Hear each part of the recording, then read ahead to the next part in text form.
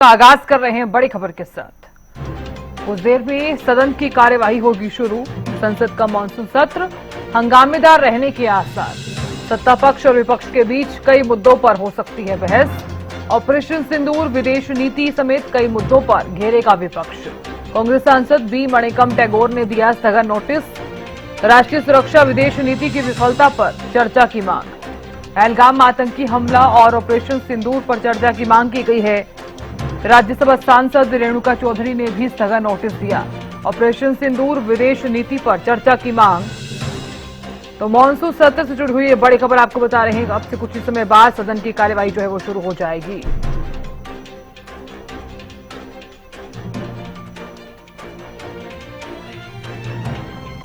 तो सदन की कार्यवाही जो है वो शुरू हो गई है। संसद का ये मॉनसून सत्र जो है जिसमें विपक्ष कई मुद्दे जो हैं वो आज उठाने वाला है।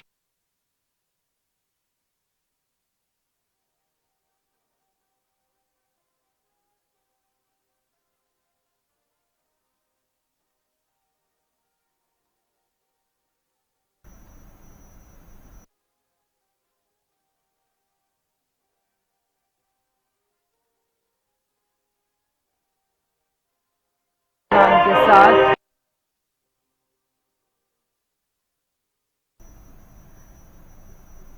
वो शुरू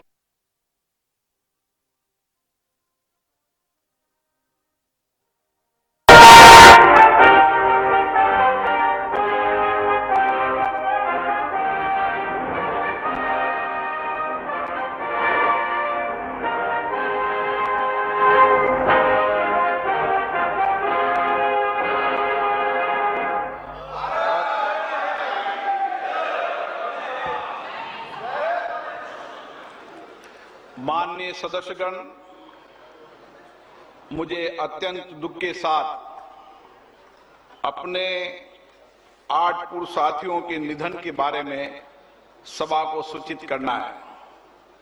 श्री किशन कपूर हिमाचल प्रदेश के कांगड़ा संसदीय निर्वाचन क्षेत्र से 7वीं लोकसभा के सदस्य थे। उन्होंने ऊर्जा संबंधी संसदीय स्थायी समिति के सदस्य के रूप में अपनी सेवाएं दी। इससे पहले श्री कपूर 5 बार हिमाचल प्रदेश विधानसभा के सदस्य रहे। उन्होंने हिमाचल प्रदेश सरकार के मंत्री परिषद के सदस्य के रूप में भी अपनी सेवाएं दी। श्री किशन कपूर का निधन 1 फरवरी 2025 को 73 वर्ष की आयु में चंडीगढ़ में हुआ।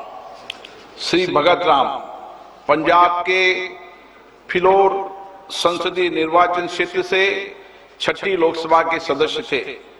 श्री भगत राम का निधन 30 मार्च 2025 को 82 वर्ष की आयु में कनाडा में हुआ। श्री कुमारी अनंतन तमिलनाडु के नागरकोल संसदीय निर्वाचन क्षेत्र से 6ठी लोकसभा के सदस्य थे। श्री अनंतन एक लेखक भी थे और उन्होंने तमिल भाषा में कई पुस्तकें, लेख और कविताएं लिखी। श्री कुमारी अनंतन का निधन 9 अप्रैल 2025 को 92 वर्ष की आयु में चेन्नई, तमिलनाडु में हुआ। डॉक्टर सुश्री गिरिजा व्यास राजस्थान के उदयपुर संसदीय क्षेत्र से 10वीं, 11वीं एवं 13वीं लोकसभा की सदस्य रही। वह राजस्थान के चित्तौड़ संसदीय क्षेत्र से 15वीं लोकसभा की सदस्य भी थी। डॉक्टर व्यास ने केंद्रीय मंत्री परिषद के रूप में आवास, शहरी तथा सूचना और प्रसारण मंत्रालय के रूप में भी अपनी सेवाएं दी। डॉक्टर व्यास ने विभिन्न संसदीय समितियों के सभापति और सदस्य के रूप में भी अपनी सेवाएं दी। डॉक्टर व्यास ने राष्ट्रीय महिला आयोग की अध्यक्ष और 15वीं लोकसभा के दौरान लोकसभा में सभापति तालिका के सदस्य के रूप में अपनी सेवाएं दी। इससे पूर्व वे राजस्थान विधानसभा की सदस्य रही। उन्होंने राजस्थान सरकार के मंत्री परिषद के रूप में भी कई मंत्रालयों में अपनी सेवाएं दी। डॉक्टर गिरिजा व्यास का निधन 1 मई 2025 को 78 वर्ष की आयु में अहमदाबाद, गुजरात में हुआ। श्रीमती मीनाती सेन पश्चिम बंगाल के जलपाईगुड़ी संसदीय निर्वाचन क्षेत्र से 12वीं, 13वीं और 14वीं लोकसभा की सदस्य थी। श्रीमती सेन विभिन्न संसदीय समितियों की सदस्य रही। श्रीमती मीनाती सेन का निधन 3 मई 2025 को 81 वर्ष की आयु में कोलकाता, पश्चिम बंगाल में हुआ। श्री सुखदेव सिंह ढींडसा पंजाब के संगरूर संसदीय निर्वाचन क्षेत्र से 14वीं लोकसभा के सदस्य थे। वे राज्यसभा के सदस्य भी रहे। श्री ढींडसा ने केंद्र सरकार के मंत्री परिषद के रूप में कई मंत्रालयों में अपनी सेवाएं दी और वे कई संसदीय समितियों के सदस्य भी रहे। इससे पहले वे 4 कार्यकाल के लिए पंजाब विधानसभा के सदस्य रहे। वे पंजाब सरकार में राज्य मंत्री के रूप में भी रहे। श्री सुखदेव सिंह ढींडसा का निधन 28 मई 2025 को 89 वर्ष की आयु में मोहाली, पंजाब में हुआ। श्री छोटे सिंह यादव उत्तर प्रदेश के कन्नौज संसदीय निर्वाचन क्षेत्र से 7वीं और 9वीं लोकसभा तथा मोहनलालगंज संसदीय निर्वाचन क्षेत्र से 10वीं लोकसभा के सदस्य थे। श्री यादव विभिन्न संसदीय समिति के सदस्य भी रहे। श्री छोटे सिंह यादव का निधन 13 जून 2025 को 83 वर्ष की आयु में लखनऊ, उत्तर प्रदेश में हुआ। श्री आनंद सिंह उत्तर प्रदेश के गोंडा संसदीय निर्वाचन क्षेत्र से 5वीं, 7वीं, 8वीं और 9वीं लोकसभा के सदस्य थे। उन्होंने कई संसदीय समितियों के सदस्य के रूप में काम किया। सिंह ने उत्तर प्रदेश सरकार में मंत्री के रूप में भी अपनी सेवाएं दी। श्री आनंद सिंह का निधन 6 जुलाई 2025 को 86 वर्ष की आयु में लखनऊ में हुआ। हम अपने पूर्व साथियों के निधन पर गहरा शोक व्यक्त करते हैं। यह सभा शोक संतप्त परिवारों के प्रति अपनी संवेदना व्यक्त करती है। माननीय सदस्यगण, दिनांक 22 अप्रैल 2025 को जम्मू कश्मीर के पहलगाम में हुए आतंकवादी हमले में 26 निर्दोष व्यक्तियों की नृशंस हत्या कर दी गई। आतंकवाद की इस घटना ने पूरे देश ही नहीं बल्कि संपूर्ण विश्व की चेतना को आघात पहुंचाया है। ये सभा उन सभी मृतकों के प्रति गहरा शोक व्यक्त करती है तथा आतंकवाद के विरोध भारत की जीरो टॉलरेंस के संकल्प को दोहराती है। माननीय सदस्यगण, 12 जून 2025 को अहमदाबाद से लंदन जा रहे एयर इंडिया विमान अहमदाबाद हवाई अड्डा से उड़ान भरने के तुरंत बाद दुर्घटनाग्रस्त हो गया। इस दुर्घटना में कुल 260 व्यक्तियों की असामयिक मृत्यु हुई, जिसमें विमान में सवार 241 व्यक्ति और 19 अन्य व्यक्ति शामिल है। इस दुर्घटना में गुजरात राज्य के पूर्व मुख्यमंत्री श्री विजय रूपानी जी का भी असामयिक निधन हो गया। ये सभा इस दुर्घटना में मृतकों के प्रति अपनी आत्मिक संवेदना व्यक्त करती है। माननीय सदस्यगण, देश के विभिन्न हिस्सों में अतिवृष्टि, बाढ़, भूस्खलन आदि प्राकृतिक आपदाओं के कारण बड़ी संख्या में जान माल की हानि हुई है। ये सभा प्राकृतिक आपदाओं के कारण दिवंगत हुए व्यक्तियों के परिवारजनों के प्रति अपनी संवेदना प्रकट करती है। अब यह सभा दिवंगत आत्माओं के सम्मान में मौन रहेगी।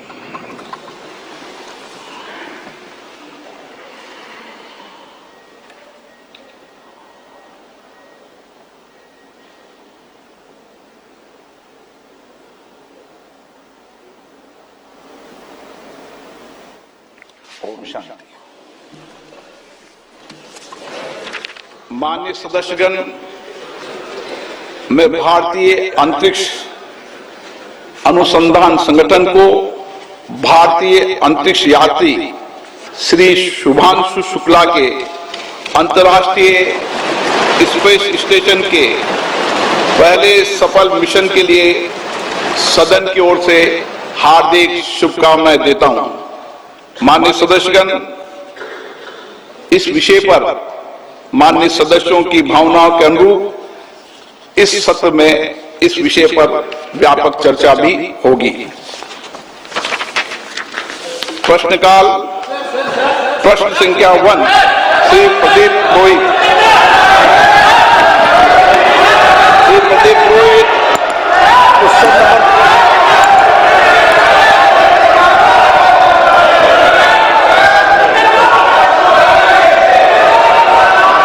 नंबर 1।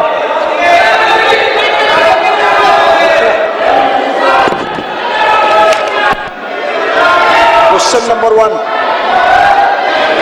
उत्तर सभा पटल पर रखा गया।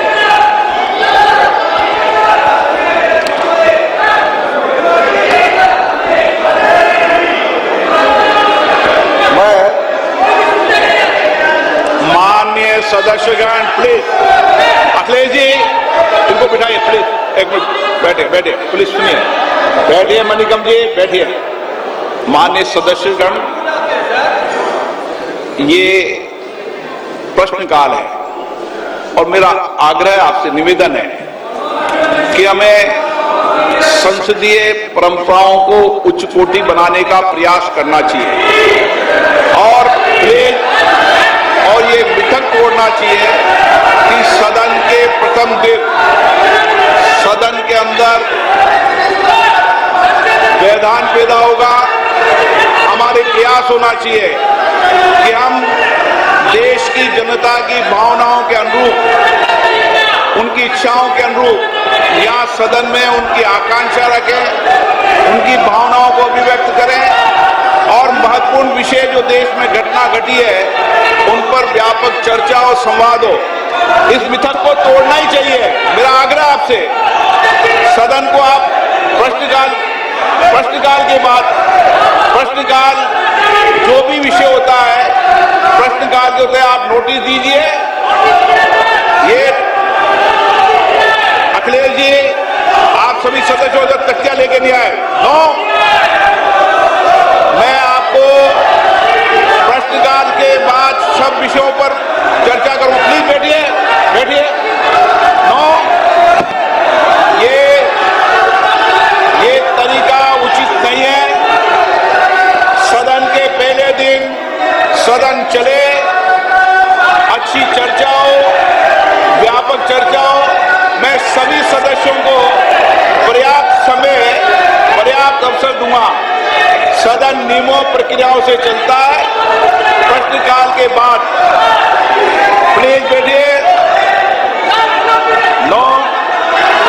प्रदीप पुरोहित जी, मैं क्वेश्चन नंबर 1 पे जो माननीय मंत्री जी ने जो उत्तर दिए हैं, मैं उनको धन्यवाद देता हूं।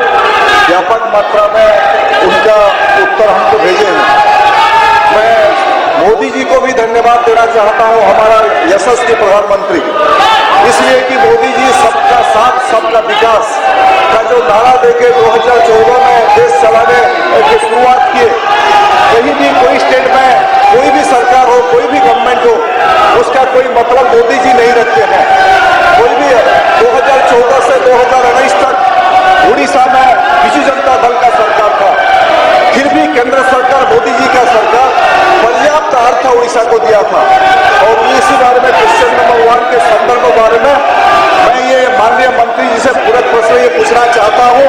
माननीय मंत्री जी, चूंकि सरकार खेलो इंडिया और राष्ट्रीय खेल विकास निधि NSDF जैसी मांग आधारित योजनाओं के माध्यम से राज्य को प्रयासों को सफलतापूर्वक पूरा कर रही है, क्या मंत्री महोदय कृपया यहाँ बताने का कष्ट करेंगे कि इन योजना के अंतर्गत स्वीकृत खेल परियोजना की निगरानी और पारदर्शिता की सुनिश्चित करने के लिए मंत्रालय क्या कदम उठा रहे हैं, विशेषकर उड़ीसा राज्य के प्रसंग में।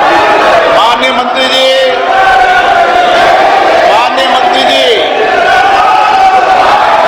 अध्यक्ष महोदय, मैं आपके माध्यम से सदस्य जी को बताना चाहती हूँ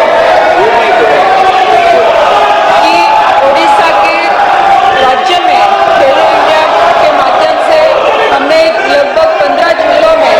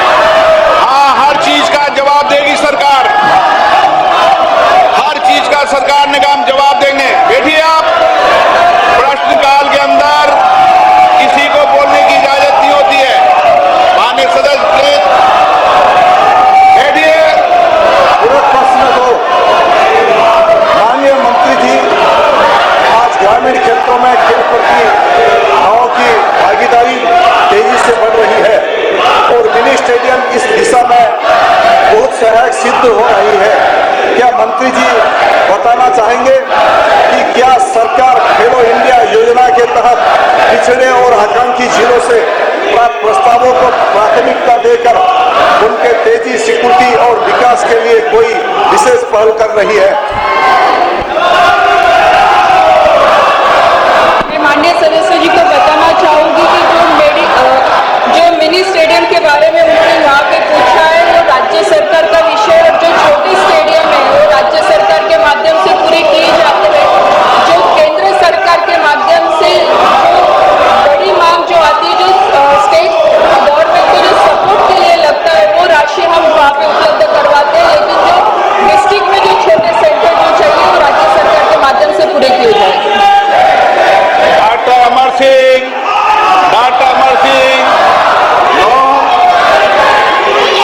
आप प्रश्नकाल जैसे महत्वपूर्ण विषय पर जवाब मांगते हो, सरकार जवाब देने को तैयार है।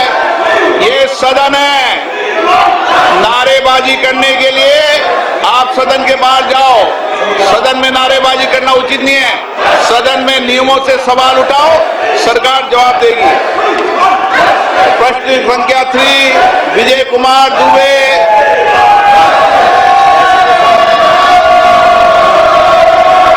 माननीय मंत्री महोदय,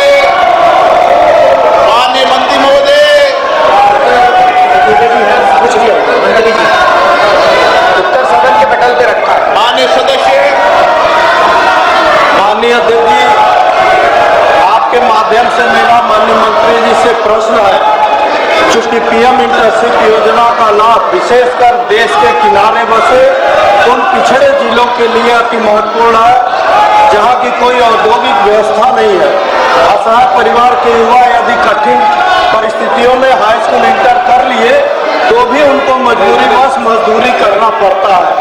अतः क्या माननीय मंत्री जी ऐसे ही जिला कुशीनगर, गोरखपुर ऐसे पिछड़े जहां गत वर्ष मात्र कुशीनगर में 20 बच्चों का स्कोप मिला था, कि माननीय मंत्री जी से मेरा प्रश्न है, ऐसे पिछड़े जिले कुशीनगर और अन्य जगह स्कोप को बढ़ाने की व्यवस्था सुनिश्चित करेंगे? आदरणीय अध्यक्ष महोदय, प्रधानमंत्री इंटर्नशिप स्कीम आदरणीय प्रधानमंत्री नरेंद्र मोदी जी के नेतृत्व में देश के 1 करोड़ युवाओं को 5 साल में 1 करोड़ युवाओं को 5 साल के अंदर इंटर्नशिप देगी, जिसमें 10वीं 12वीं ग्रेजुएट तक के जो युवा है वो पार्टिसिपेट कर पाएंगे। और वो पहले जो पायलट दिया गया है वो देश के 36 राज्यों में इसका विस्तार हुआ और उसके अंदर 1,81,000 कैंडिडेट्स ने अप्लाई किया और उसके अंदर 1,34,000 एप्लीकेंट शॉर्टलिस्टेड हुए, जिसमें उनको ऑफर्स दिया, 82,000 युवाओं को ऑफर दिया गया और 28,000 युवाओं ने उसको एक्सेप्ट किया है। तो इसमें हर राज्य के लगभग हर जिले के अंदर इसमें पार्टिसिपेंट्स हैं और उन्होंने इसमें भाग लिया है, उनको मौका दिया गया है। गोरखपुर में भी माननीय सदस्य का ये प्रश्नकाल है। मैं माननीय सदस्यों से फिर आग्रह करता हूं, वह अपनी अपनी सीट पर जाकर बैठे। सरकार हर मुद्दों पर जवाब देना चाहती है। सदन चलना चाहिए, सदन पर चर्चा होनी चाहिए, संवाद होना चाहिए। आप तख्तियां लेके नारेबाजी के लिए यहां पर नहीं आए। सदन नियमों प्रक्रियाओं से चलता है। नियम प्रक्रिया में उठाए गए हर मुद्दों के पर चर्चा होगी। आप प्रश्नकाल नहीं चलने देना चाहते, आप सदन नहीं चलना चाहते, सदन की कार्रवाई आज 12 बजे तक के लिए स्थगित की जाती है।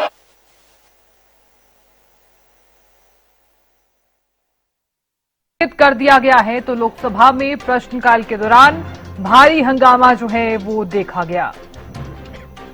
सदन के पहले दिन अचेय स्पीकर ये कहते हुए नजर आए, लोकसभा की कार्यवाही को दोपहर 12 बजे तक के लिए स्थगित कर दिया गया है।